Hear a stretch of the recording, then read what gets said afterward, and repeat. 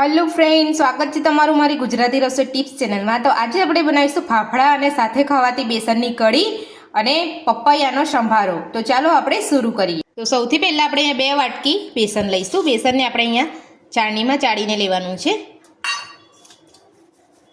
તો ફાફડા બનાવવા માટે આપણે બેસનને ચાળવાનું છે, ચાળ્યા વગર આપણે નથી લેવાનું।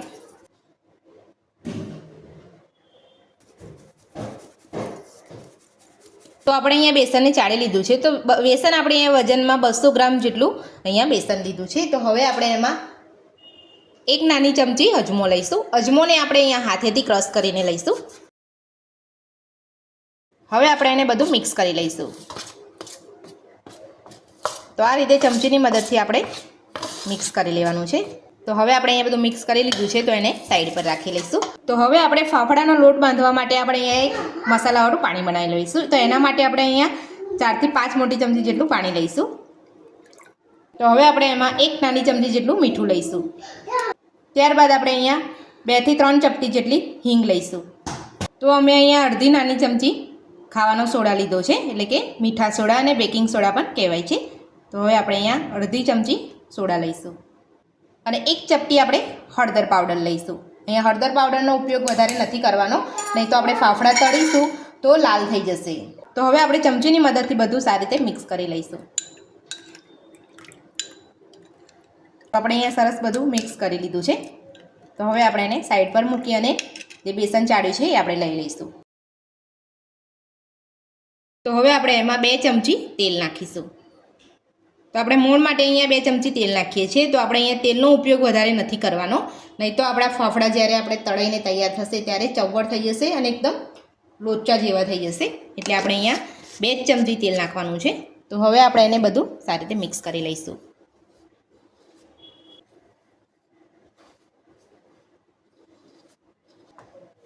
તો તમે જોઈ શકો છો આપણે અહીંયા બધું સારી રીતે મિક્સ કરી લીધું છે। તો હવે આપણે જે બધું હિંગનું પાણી બનાવ્યું છે એ આપણે અહીંયા લઈ લઈશું।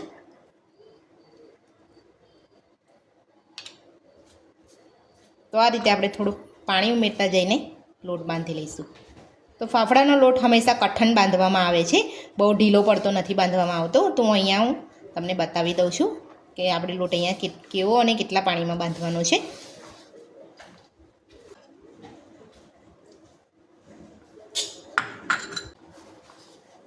તો બેસન અહીંયા ચીકણું આવે છે એટલે અહીંયા હાથેથી બહુ ચોંટી જાય છે। તો મેં અહીંયા જે હિંગનું પાણી બનાવ્યું હતું એટલામાં જ મારો અહીંયા લોટ બંધાઈ ગયો છે। તો તમે જોઈ શકો છો આપણે અહીંયા લોટ બાંધી લીધો છે। તો આ રીતનો આપણે અહીંયા લોટ બાંધવાનો છે, આપણે નહીં કડક કે નહીં બહુ ઢીલો બાંધ્યો। તો હવે આપણે અહીંયા થોડું તેલ નાખી દેવાનું છે લોટ ઉપર, ત્યારબાદ આપણે એને હાથેથી મસળવાનો છે।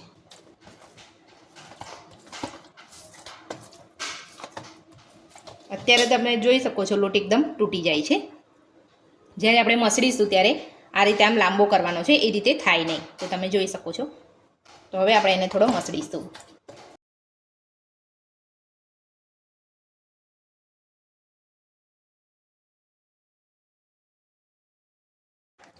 આ રીતે લોટને બાંધવાનો છે આપણે।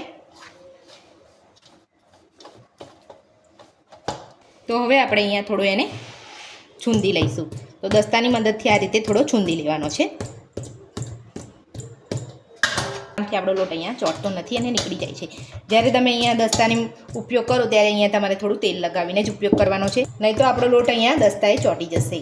તો તમે જોઈ શકો છો લોટને આપણે અહીંયા થોડો ખાંડી અને થોડો મસળી પણ લીધો છે। તો હવે આપણે પહેલાં કરતાં કેવો થયો છે હું તમને બતાવી દઉં છું। તો તમે જોઈ શકો છો આપણે આમ ખેંચીએ તો સરસ આમ લાંબો ખેંચાય છે। તો આ રીતે આપણો લોટ થવો જોઈએ। આપણે પહેલાં જે તૂટતો હતો એકદમ એ તૂટતો નથી, આપણો સરસ અહીંયા ચીકણો અને સરસ લોટ ફાફડાનો લોટ બંધાઈને તૈયાર છે। તો હવે આપણે અહીંયા એક નેપકિન લીધો છે, નેપકિનને આપણે સાધારણ થોડો ભીનો કરી લીધો છે। તો આપણે અહીંયા ભીનો નેપકિન આપણે અહીંયા લોટ ઉપર ઢાંકીને 10 મિનિટ સુધી રહેવા દઈશું, ત્યાં સુધી આ પપૈયાનો સંભારો બનાવી લઈશું। તો હવે આપણે ફાફડામાં ખવાતો સંભારો બનાવી લઈશું। તો સંભારો બનાવવા માટે આપણે અહીંયા કાચા પપૈયાનો ઉપયોગ કરવામાં આવે છે। આપણે અહીંયા કાચા પપૈયાનો સંભારો બનાવી લઈશું। તો એના માટે આપણે અહીંયા એક કાચું પપૈયું લીધું છે, તમે જોઈ શકો છો। તો સૌથી પહેલાં આપણે પપૈયાને ઉપરથી ધોઈ લેવાનું છે અને ઉપરની જે બધી છાલ છે આપણે અહીંયા કાઢી લઈશું। પપૈયામાંથી આપણે બે ભાગ કરી લીધા છે. તો અહીંયા આગળ લાલ ભાગ દેખાય છે. તો આપણું પપૈયું અહીંયા પાકું નથી, આપણું પપૈયું અહીંયા કડક છે. તો જો તમારે આ રીતે પપૈયું નીકળે તો તમારે એને વાપરવાનું છે, કાઢી નથી નાખવાનું. તો આ રીતે તમારે આપણે અહીંયા પપૈયાને ઉપરની છાલ કાઢી લઈશું અને ત્યારબાદ આપણે છીણીથી છીણી લઈશું. તો ઉપરની છાલ કાઢી લઉં છું, ત્યારબાદ હું તમને બતાવીશ. તો તમે જોઈ શકો છો પપૈયાને આપણે એની છાલ ઉપરની કાઢી લીધી છે અને એના બી પણ આપણે કાઢી લીધા છે. તો કાચા પપૈયામાંથી દૂધ વધારે નીકળતું હોય છે, એટલે આપણે અહીંયા પહેલાં એને છોલ્યા પછી પણ આપણે એને એકવાર ધોઈ લઈશું. તો આપણે અહીંયા સારી રીતે ધોઈ લીધું છે પપૈયાને. હવે આપણે અહીંયા એક છીણી લીધી છે. તો આ રીતની આપણે અહીંયા મોટી છીણી લેવાની છે. આ તમારે આ સાઈડની તમારે મીડિયમ લેવી હોય તો તમે આ પણ લઈ શકો છો, પણ તમારો સંભારો એકદમ ઝીણો અને લોચો વળી જશે. તો આ રીતે આપણે અહીંયા મોટી છીણી લેવાની છે. તો આ રીતે આપણે અહીંયા છીણી લઈશું. તો આ રીતે મોટી છીણી બાજુથી આપણે અહીંયા પપૈયાને છીણી લેવાનું છે.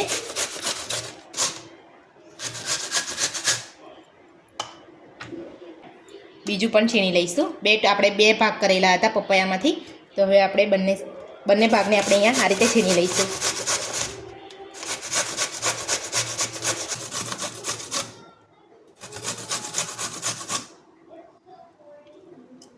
તો તમે જોઈ શકો છો આપણે બધું છીણ અહીંયા તૈયાર છે.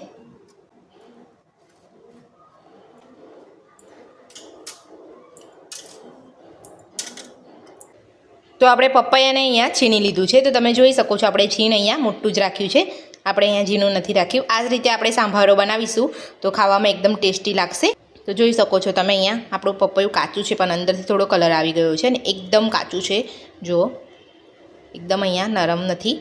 તો આ રીતનું તમારું પપૈયું નીકળે તો તમારે અહીંયા ગભરાવાની જરૂર નથી. તમારે આ રીતે છીણી અને સાંભારો તમે બનાવી શકો છો. તો હવે આપણે એમાં વઘાર કરીશું. તો હવે આપણે પપૈયાનો સાંભારો વઘારવા માટે આપણે અહીંયા વઘાર્યું લીધું છે. એની અંદર આપણે અહીંયા 1 ચમચી તેલ લીધું છે. તેલને આપણે ગરમ થવા દઈશું.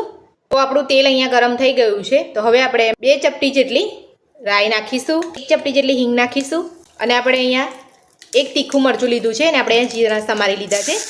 આપણે સારી રીતે કકડી જવા દઈશું. આપણું તેલ અહીંયા બરાબર ગરમ છે એટલે મેં અહીંયા ગેસને બંધ કરી લીધો છે. મરચાંને આપણે અહીંયા સારી રીતે કકડી જવા દઈશું. તો આપણો અહીંયા વઘાર થઈ ગયો છે. તો હવે આપણે વઘારને અહીંયા પપૈયાના સાંભારોમાં વેડી દઈશું. ત્યારબાદ એમાં આપણે 2 ચપટી જેટલો હળદર પાવડર નાખીશું, સ્વાદ પ્રમાણે મીઠું નાખીશું, 1 ચમચી ખાંડ નાખીશું. ત્યારબાદ આપણે એમાં 1 ચમચી જેટલો લીંબુનો રસ નાખીશું. તો હવે આપણે અહીંયા બધું મિક્સ કરી લઈશું.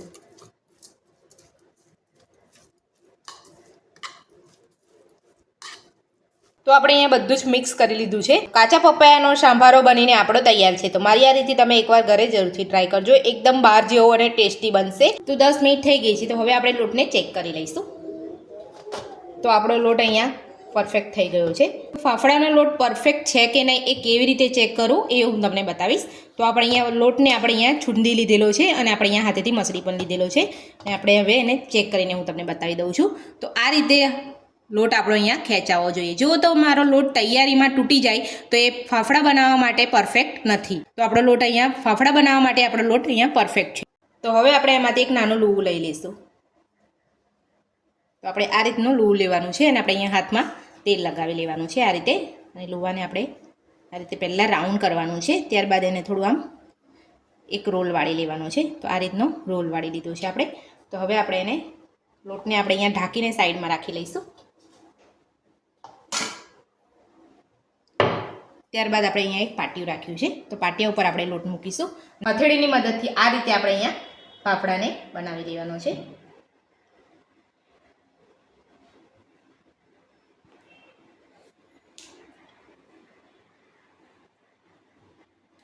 તો બીજો પણ આપણે આ રીતે બનાવી લઈશું.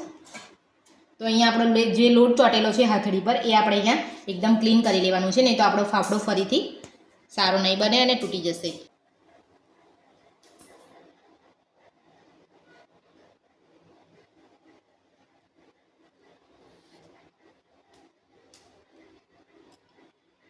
આપણે અહીંયા પાટલા ઉપર આપણે અહીંયા ફાફડાને વણી લીધા છે હાથની મદદથી. તો હવે હું તમને બીજી રીત બતાવીશ.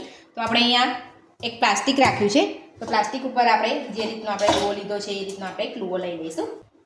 તો આપણે અહીંયા આ રીતનો લુવો મૂકી દેવાનો છે ને આ રીતનું બીજું ઉપર પ્લાસ્ટિક મૂકી દેવાનું છે, એને થોડું પ્રેસ કરી દેવાનું છે. ત્યારબાદ આપણે એકદમ પોચા હાથે વેલણની મદદથી આ રીતે ફાફડાને બનાવતા જવાનું છે.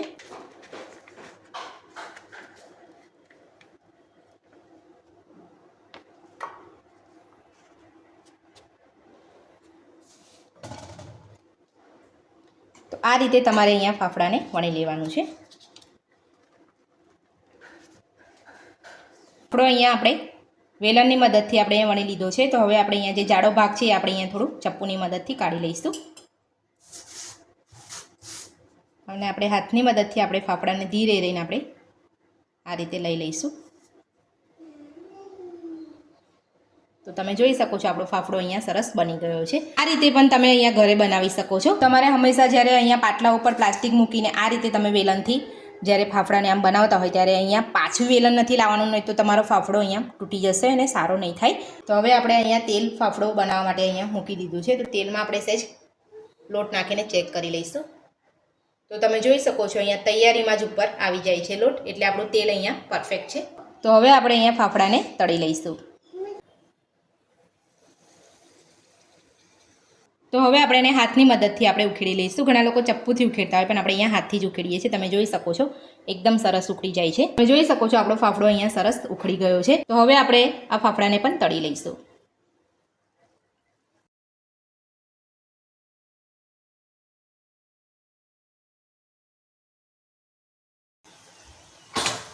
તો ફાફડા આપણા થોડા અહીંયા તળાય ત્યારબાદ આપણે પલટાવીશું. તો આપણે અહીંયા પહેલો ફાફડો જે અહીંયા થોડો તળાઈ ગયો છે, તો હવે આપણે એને પલટાવી લઈએ છીએ.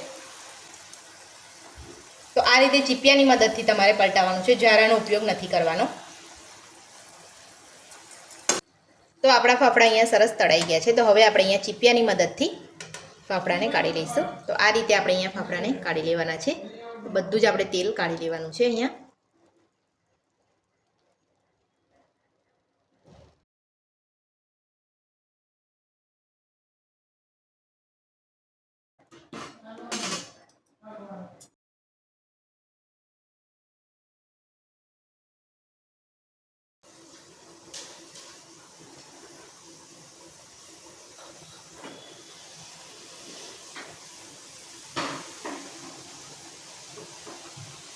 ફાફડા આપણા તળાય ત્યારબાદ આપણે એને પલટાવી લઈશું.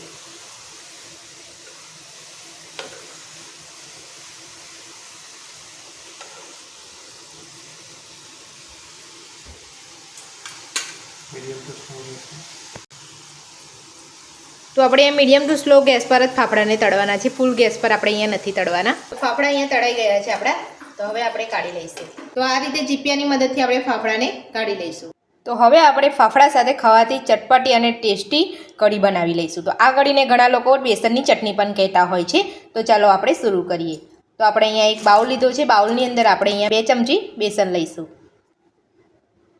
તો હવે આપણે એમાં 1 ચપટી લીંબુના ફૂલ નાખીશું.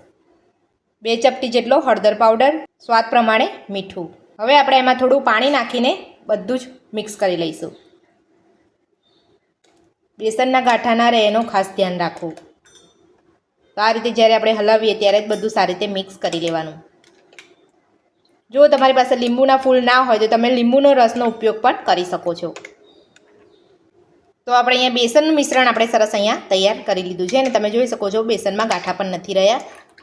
તો હવે આપણે અહીંયા કઢીનો વઘાર કરી લઈશું. તો વઘાર કરવા માટે અમે અહીંયા એક નાની તાવડી મૂકી છે. તાવડીને અંદર આપણે 1 ચમચી તેલ નાખીશું. બેસનની કઢી અહીંયા બનાવવા માટે આપણે અહીંયા 1 ચમચી તેલ નાખ્યું છે. તો કઢીમાં આપણે અહીંયા તેલનો વધારે ઉપયોગ નથી કરવાનો. તો આપણે અહીંયા 1 ચમચી તેલ નાખ્યું. તેલ આપણું ગરમ થાય એટલે એમાં આપણે રાઈ નાખીશું. તો તેલ ગરમ થઈ ગયું છે. તો મેં અહીંયા અડધી નાની ચમચી રાઈ લીધી છે. તો આપણે રાઈને તતડવા દઈશું. ત્યારબાદ 1 ચપટી હિંગ નાખીશું. તમે જોઈ શકો છો આપણી રાઈ અહીંયા સરસ ફૂટી ગઈ છે. તો 1 ચપટી હિંગ નાખીશું.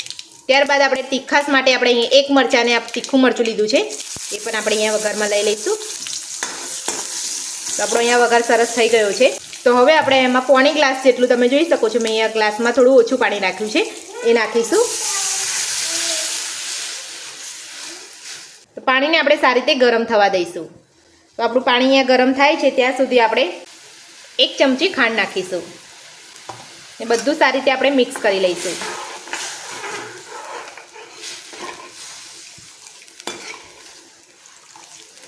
તો તમે જોઈ શકો છો આ પાણી આપણું અહીંયા સરસ ઉકળી ગયું છે. તો હવે આપણે બેસનનું જે મિશ્રણ બનાવ્યું છે એને આપણે થોડું થોડું ઉમેરતા જઈને આપણે હલાવી લઈશું. તો આ રીતનું આપણે થોડું થોડું નાખતા જઈને આપણે એને હલાવી લઈશું.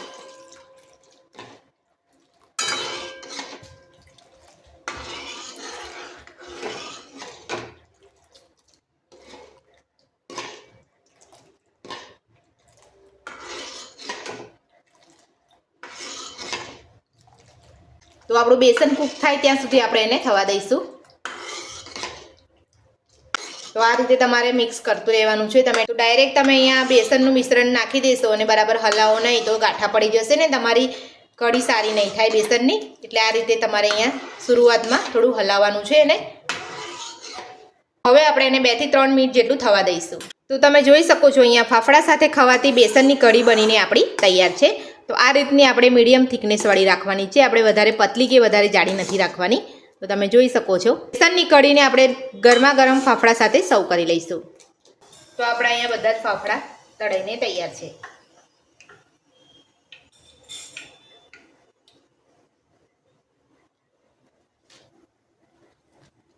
તો આપણા બધા જ ફાફડા અહીંયા તળાઈને તૈયાર છે.